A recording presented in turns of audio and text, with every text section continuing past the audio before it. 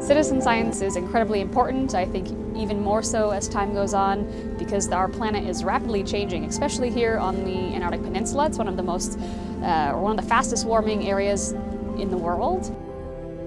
And there's a lot that people need to know about, and it's so remote and so difficult to get here that many people don't think about it when they're thinking about climate change.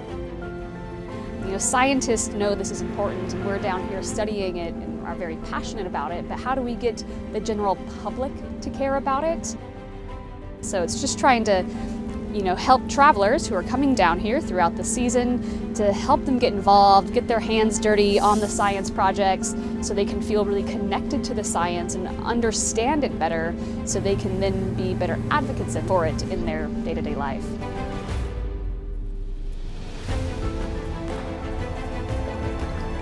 Being able to come out here, see it, be able to help with the research, lay the lines, video the bottom, to help with the benthic research that we did is incredible. Am I able to look at that video and tell you everything that they're seeing? No, but it helps the scientists, and that's going to help the rest of the world understand what's going on here. People who've been doing citizen science have seen plankton and they didn't really think about plankton. They've seen krill, they really didn't think about krill. They've seen whales, they've seen a lot of other things. And so it really does expand their knowledge, expands their mind. And so they understand how important this area is from a biological standpoint. We've been exposed to amazing lectures.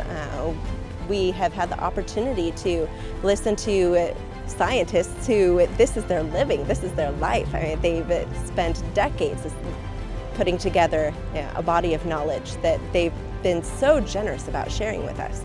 Being able to see their evidence, being able to talk to them, being able to converse with them has been amazing.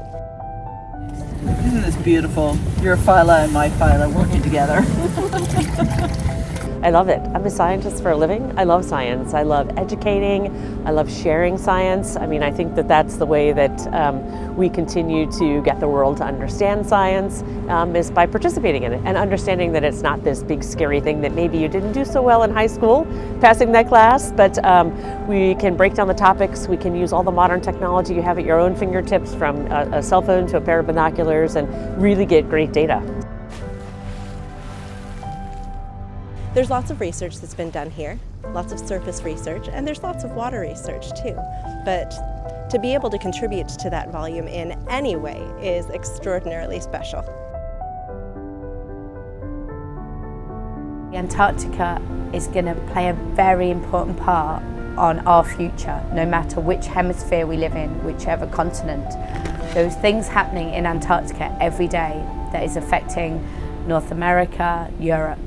And actually you can't close your eyes to it. It is going to affect 100% of the population, what happens in this continent. And don't think it's someone else's responsibility to preserve it. Responsibility lies with us, each and every one of us. And it needs to start now.